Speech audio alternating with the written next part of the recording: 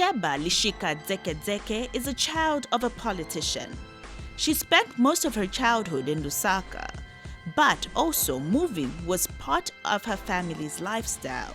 Okay, I'm the second last born in the family. I almost grew up in Lusaka. My dad was a politician, so he was moving around a lot at the time.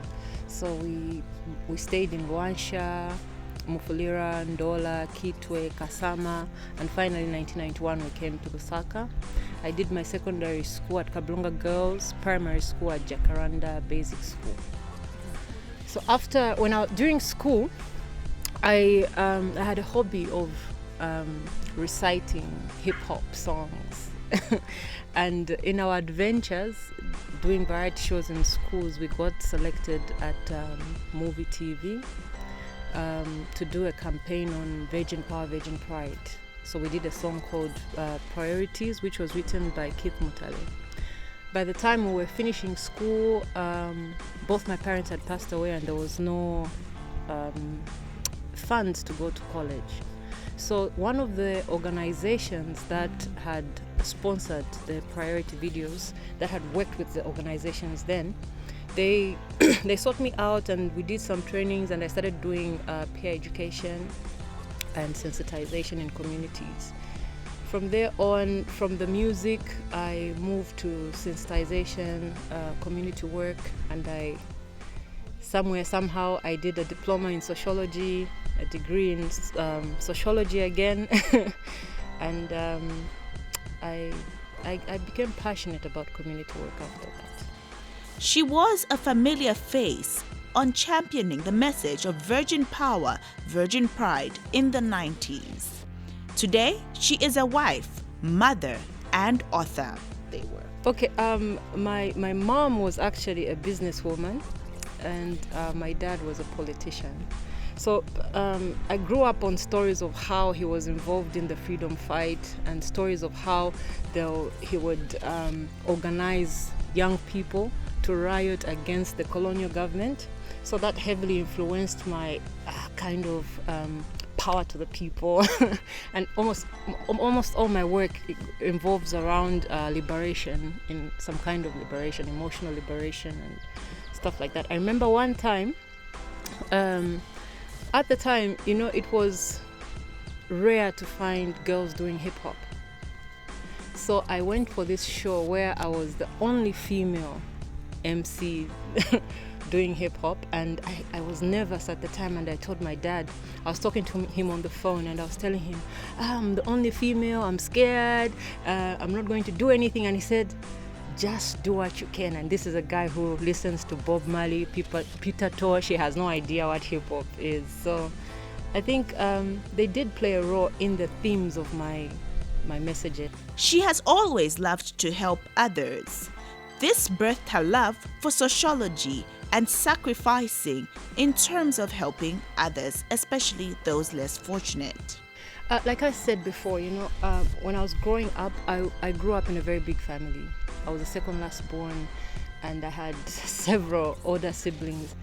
And my position in the family created, because I was the second last born, so I would see how my mom would, how she would relate with my older siblings. Okay, it's like they had she would what word do you use in her child rearing? She would shout at them a lot. She was very harsh on them.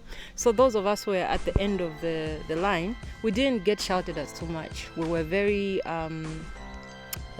quiet, I guess. We didn't give her too much pressure. And because of that, I grew up very apathetic. Like, I didn't cause trouble. I conformed a lot. So whenever I find situations, I wouldn't so much be aggressive about anything. Okay? So I grew up a tomboy, very apathetic to anything that was going on around me. And when I got married, when my son was born, I discovered that I became very overprotective. I wanted to protect something. When my daughter was born, finally, I don't know, just something clicked. And like you look around, there are a lot of bad things happening to women. And all along, I would never speak about it or comment on it. Then I just wanted my daughter to grow up in a different world. Okay? And how do I do that? I use my gifts. And I was writing poetry. Before, I never even thought to use my poetry to speak about the women's experience. I would never think about that. But then I looked at my daughter and I think, you know what? I want my daughter to have a different experience, and I want to contribute to the change or the transformation that will allow for her to live in a different generation where women are revered, where women are appreciated and treated better than they have been in the past. With her father being a freedom fighter, Sheba's character of being strong was not surprising. Her love for writing began at a tender age. Her mother was someone who played a key role in nurturing this gift. I actually started writing the works in the book, some of them as old as 18 years, 15 years. So I would write them and I would put them aside. And my young sister, who is a huge fan of whatever I do, you know how younger siblings are, she kept all my work and she'd keep them, she'd show me, oh, this is nice, this is nice. Then when I looked at them again, 15 years later, some of them, I thought, wow, I can collect this and make up a book. So it's something I was doing for a long time, but I never thought to put it in a book. Then in terms of, you asked my inspiration, what is inspiring me right now? Like I said before, it is to influence my daughter, and also one of the things that a writer can have, apart from being born with a gift, it's something that you either acquire or somebody teaches you. So you can either learn it or you can harness it by yourself through reading and being exposed to a lot of information. So one of the things a writer can have is imagination, to have a perception over things. You don't just, because Chiresha said this, I'm going to say something about it. But I have to have my own opinion about what I want to talk about. As life went on and Sheba lost her parents, the journey to writing was not easy, especially putting up her first book together. You know what? I published that book last year, and in the first year, to tell you the truth, it was hard. Self-published, you spend a lot of money. It's like, I'll give an example. It cost me 160 to print this book, and I had to weigh my options, like how many people are going to buy a Zambian book. Maybe let me just put up a markup of 15 and put it at 175. You walk into a bookshop, an international author, 65 kwacha, 75 kwacha. I've spent 160 just to get it out, to be able to put it in a bookshelf, on a bookshelf in a bookstore. So it was really hard for me. Like, I didn't have the necessary money to keep printing and printing and printing and printing. And I felt like, I was discouraged, okay? Then when I passed that, I was inspired by the people who had read pieces in the book and how inspired they were. And I thought, okay, let me keep doing this, even if it's expensive.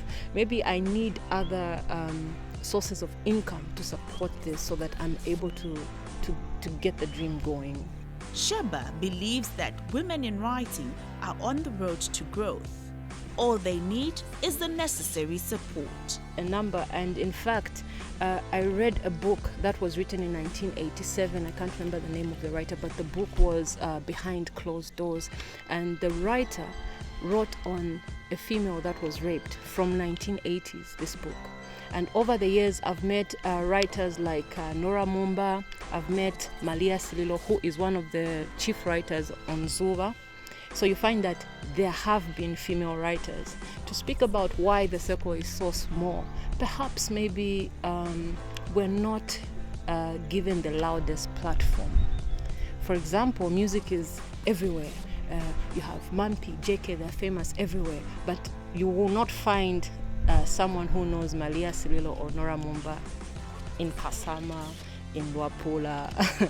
you see what I mean? So we need more support We need somebody to put us up there. We're already doing it ourselves, but we need a stronger, firmer foundation where you can be heard by hundreds of people.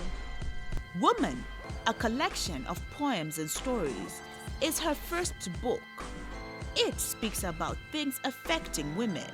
She says it is a book written from the heart. Like I said before, I was a tomboy. So being a tomboy, I came into my womanhood like all this swag and everything. And I think I met my feminine side after I got married and I had kids. Then I started being very, very sensitive and aware about women's issues. So I had met a lot of women. I've tried all sorts of things. It's not just music or poetry or writing. I've tried all sorts of things. I've done counseling, I've done lecturing, and I've met all sorts of women and I get their stories. And the one thing that stood out for me is that because I wanted to contribute to this narrative for my daughter, I needed to get all these stories and package them in a poetic way, let me say, in a humorous way, in a way that will help my reader to read something about themselves from a very different angle. For example, there's a poem in the book that's called The Great Divide. This talks about our separation as women. Oh, Chireshe is a prostitute. Oh, Sheba is a musician, so you can't hang around with her. Those people are promiscuous. Okay? And when we meet each other, we're unable to appreciate one another. Oh, she's just a journalist. Or she's just a musician. Okay? So I wrote this piece called The Great Divide that talks about these negative comments about each other made possibly by the man is making a frame of us that is making us unable to work together and able to appreciate one another's majesty. And so that's some of the... She is driven, and living a legacy is part of her agenda. But there is also something special about the legacy she would love to live. It is a legacy that will help her daughter through good and bad times. What drives me is the possibility of living in the next generation. Like I said before, I'm writing this, I'm expressing myself in this way because I want 10 years from now, 20 years from now, my daughter to be able to live in a society where she's able to appreciate other women and other women are able to appreciate her.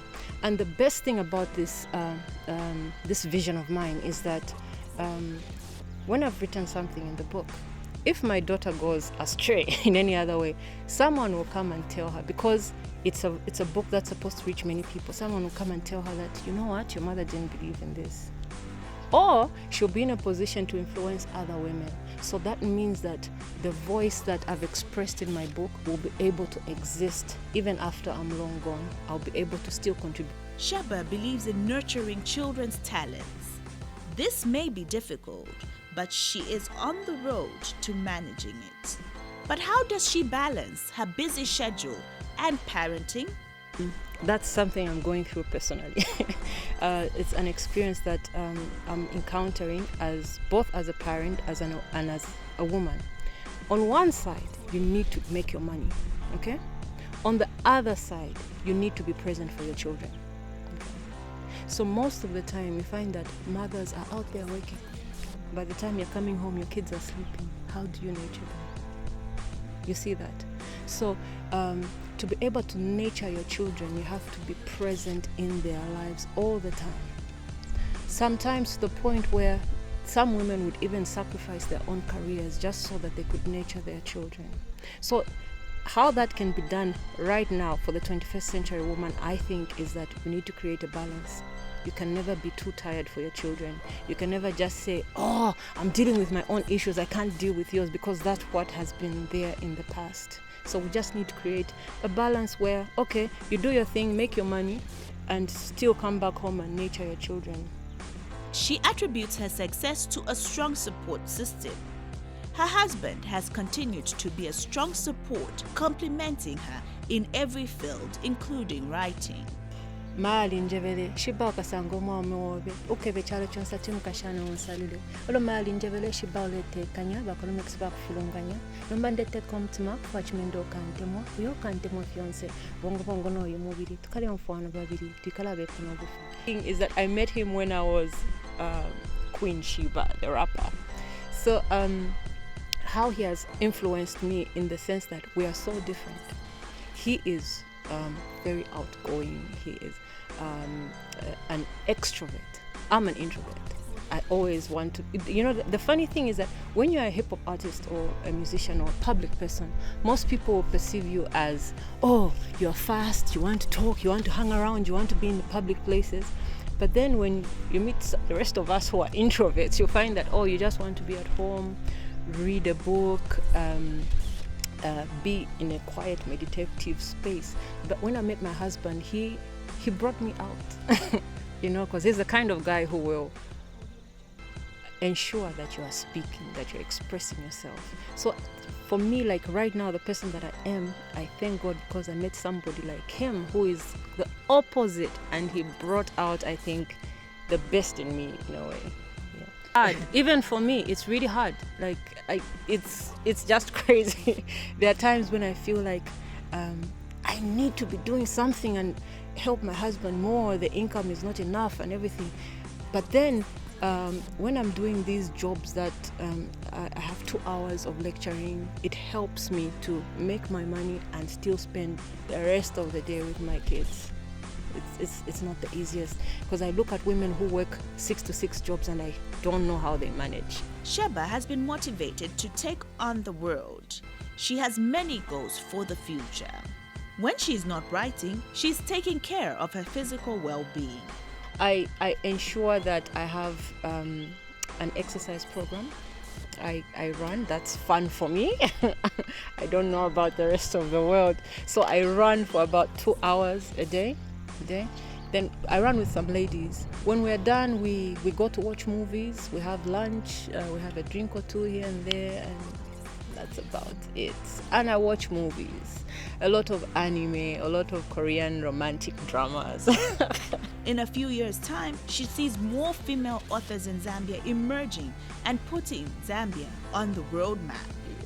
If we continue on the same path that we have been on the last couple of months with people like Marita Banda, Jennifer, who are uniting us, bringing us together, if we continue like that, I'm seeing it going places. I'm seeing it growing to an extent where we become visible to our readers. Because before, I think there hasn't been a lot of visibility on writers. We don't know who they are. They haven't been present in our lives. But with the way Marita and Jennifer's, the Ingrids, the way they're working now, they're taking us to the people. And the more we are vocal and present to our readers, the more alive it seems, and the more people who will be encouraged to think, oh, there's someone who does this, so let me do it as well. So if we continue on that wavelength, I think it will really grow.